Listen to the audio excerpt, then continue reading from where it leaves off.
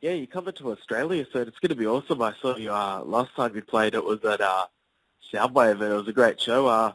What can we expect this time around from the tour? Oh, it'll be more Paul Abdul dancing and Bob Fosse-inspired dancing, that is. And then after that, there'll just be more pure erotica.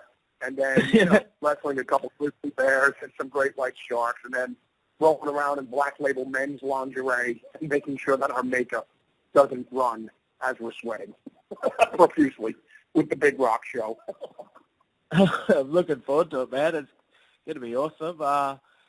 Just before we talk more about your music and your new Book of Souls album, I want to talk a bit about, or in my opinion, and probably your opinion too, the greatest band of all time, Black Sabbath. They're doing their last ever tour, the farewell tour. How do you feel about this, man? Well, hopefully they get done doing the farewell tour.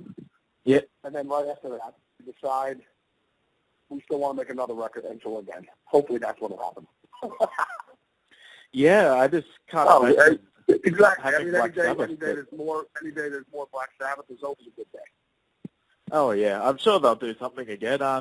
And how do you feel about, I think one of the most important members of Black Sabbath was Bill Ward, just had such a unique sort of jazz style to the drums. Do you think it'd be great to see him do the last tour? I think he's sitting out at the moment, but how do you feel about him not, finishing up the band? Well, I mean, it just, all that stuff's down to the fellas, you know what I mean? I can't force you to jam with the old bass player, you know what I mean? And it's just like, you're like, Zakk, I don't care. Okay. You know what I mean? Or whatever. I can't force you to go out with your old girlfriend. You know what I mean? I mean, there's bigger things that are going on that me and you don't even know about, you know what I mean? Whenever it comes down to that stuff. I mean, then for that matter, it's like, why doesn't Robert Plant want to go out and do Led Zeppelin things? You know what I mean? He's just like, nah, I'm done with that. Yeah, I don't know. It's definitely a hard situation. So, yeah, I mean, it would be great. But it's just always as a fan, you just never want to let go of those bands because they're just so legendary. But I guess all good things must end at some point. Yeah, but I mean, like you said, I mean, that's all up to the guys, But, I love all those guys, Bill and stuff like that. And, I mean, obviously I've been with Oz forever, and between Tony and Jesus. But, I mean, that's up to them to work it out, Yeah, for sure. There's a song I saw, you did a cover, I don't know if you still do it regularly, but you used to play Mother, I'm Coming Home with Black Label Society, and I quite like your version of it. I like it just as much as the Aussie version. Do you still play that song often? No, I mean, right now, I mean, it's just full throttle Black Label all the time now. Yeah, you got, what is it, the Book of Souls #2? That's coming out soon as well. I've been following you on Instagram and stuff. Book of Shadows record. We did that one. That was it was like 20 years ago. So, I mean, that came out in '96. So, I mean, the whole thing is, that's what we're working on right now, Book of Shadows 2. So, that'll come out sometime in 2016. But, because we still have some more touring to do on the Catacombs stuff. Yeah. Yeah, just talking about, when you first started with Ozzy Osbourne, you started out in the 80s, and I think it was just such a great decade for guitarists. You had yourself and J.K. Lee, Vivian Campbell, Randy Rhoads, just so many legendary guitarists. But then come the 90s, there wasn't really much emphasis on guitar. You had the big bands with Nirvana and Smashing Pumpkins. How did it feel going from a decade where, guitarists, were very praised and everyone wanted to be a shredder, and then all of a sudden the 90s there was less emphasis on, guitar solos and whatnot. How do you feel the difference between those two decades? Well, I mean, it is what it is, but I mean, that's how it is, though. I mean, everything goes in cycles, though. You know what I mean? And so, I mean, that's but I mean, like the fact that, I mean, if guitar solos weren't coming in or whatever, I mean, I never thought to myself, oh yeah, well, I guess I can't put solos on record. Yeah. You know what I mean? It's just like Led Zeppelin when punk rock was going on. It's just like, and what do All they got to do is make good. Just keep making great Led Zeppelin records. You know what I mean? Like what are we going to see Robert Plant with a mohawk, and we're going to see Jimmy Page with piercings in his nose? You know what I mean? And you know, and green hair and a mohawk or shave his head. You know, I mean, I go, guys, what are you doing, man? You're Led Zeppelin, bro. You're not the Sex Pistols. Yeah. Did people ever tell you in the 90s, you know, try to sound more grunge or try to sound more new metal? Did you know, industry types ever suggest you change your sound to what was hip? Yeah, I mean, but that's why I always tell kids. I go, you know, the aspiring kids, it goes, it's like whatever music it is you love and you have passion for, and, you know, that's what you should be doing. You know what I mean? Because, like, all the bands that you do love, they were just them when they came out. That's it. You know, you just got to stay the course, and, you know, I mean, hopefully if people like it, great. But, I mean, at least you're playing the music you love playing, and you're going to excel at it because that's what comes easiest to you. You know, instead of it being contrived and silly, you know, you just when you wake up out of bed and you're playing the music you love playing, you just play that, man. Oh, yeah, totally.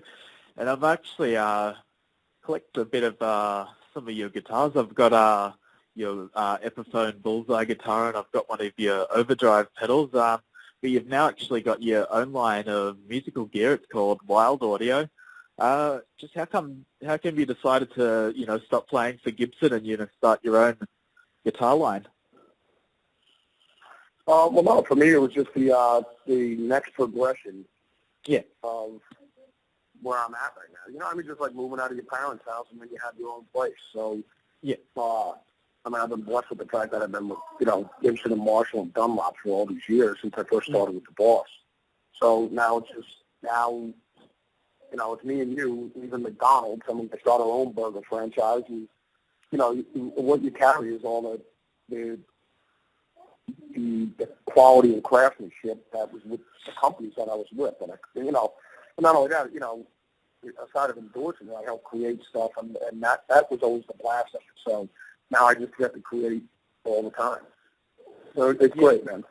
You know, I'm truly blessed that I was with all those companies. It was a dream come true. And now that I have my own company, it's a dream come true. Yeah, and your company, how different does a Wild guitar sound to, you know, like a Gibson or an Epiphone? Is it, you know, different in tone quality? Well, no, the quality has to be crushing. I mean, you know, because otherwise, why would I bother playing it? You know what I mean? So obviously, you know, I mean, that's what I'm saying. The craftsmanship and everything has to be right up there with, you know, with all the companies I was with, for sure, man. Well, just like me and you leaving, you know, if we played for the New York Yankees and we're starting our own franchise, you know, the quality has to be to win every year. Oh, yeah. You know what I mean? It's just like just like how the Yankees were. So, yeah, I mean, it's the same attitude, man. Yeah, for sure. And you've got a few products coming out at the moment. I think you got your own range of coffee beans as well, is it? And barbecue equipment. How come you're all of a sudden becoming a bit of an innovator within, you know, Black Label Society? You got so many different things coming out at the moment. Yeah, well, I mean, to me, it's no different than back when we were kids first we had a paper route, now we're mowing lawns, now we're shoveling snow. Yeah. Just to, you know, to save for a Les Paul and a Marshall, you know what I mean? You're saving up for a drum kit. So, to me, it's no different, man. So, yeah. You know, it's just at a bigger scale. Yeah. We've been doing a section on our website where we get people from bands to pick out the 5 favorite albums that you're listening to at the moment, or they could be like all-time favorite albums just for Black Label fans and Zakk Wylde fans to check out. So if there's anything that you got playing on your car stereo at the moment, what albums would you suggest people have a listen to? Well, you figure Physical Graffiti by Zeppelin, Inner Mountain Flame by John McLaughlin and Maha Vision Orchestra. I guess Albany Elegant Gypsy. That's really funny, but I actually Sabbath. bought that album last weekend at a vinyl sale for $20. Well, there you go. Yeah, I don't know how I found out about it, but it's definitely different from what I listen to, but great musicians on the album. Totally, and Al. So, and then you got, you know, I mean, with Black Sabbath, Sabotage. Yeah. And then just put up Elton John's greatest hits. Yeah. Oh, he's got some good tunes, Elton John. Oh, yeah. I'm just wondering, have you got the chance to hang out with Ozzy much lately? Do you still see him often? No, well, so I'll still talk to him on the phone and text him and stuff like that. You know, because he's out busy doing everything with, with the Sabbath guys and everything like that. So it's cool. And, we did shows with him and everything like that. But no, we keep in touch with Ozzy all the time and Mom. This is those. So, no, it's great, man. It's all good. Yeah, do you miss the days of playing with Ozzy, or are you pretty happy doing your Black Label thing now? Yeah, without a doubt. I mean, I couldn't ask for more, man. I think I could do it every day I wake up, and in the middle of the day and before I go to bed. So no, I'm truly blessed, man. Yeah, and following you on Instagram, and I noticed you been lifting a lot of weights lately. You're looking ripped, man. Are you getting more into the gym and stuff at the moment? Yeah. I've always lifted anyways. I mean, back then it's just it's just that I just figured 20 plus years of lifting weights, and then that'll do it. Along with the steroids and the glue, and all the female growth hormone, and the protein powder. It works. Yeah, it's good stuff. Man, I can't wait to come see your tour. I'm going to be taking photos there, so I should be up the front. I'll get some awesome photos of you shredding, and I'll give them a link to you on the Facebook page and whatnot, so you can check them out. Awesome.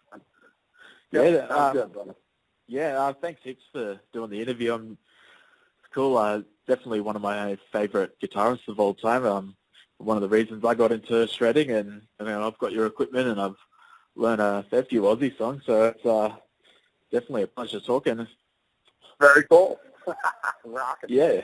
Fuck yeah. Yeah, awesome, man. Well, I hope you have a great show. If I get the chance to come shake your hand, man. All right, my brother. Well, we'll see you in a little bit, and just tell the rest of the chapters down there in Australia to stay strong, keep bleeding Black Label. God bless, and we'll see you guys in a little bit. All right, man. Enjoy. Thank you. Bye. All right, my brother. I'll see you when we get down there, buddy. Bye.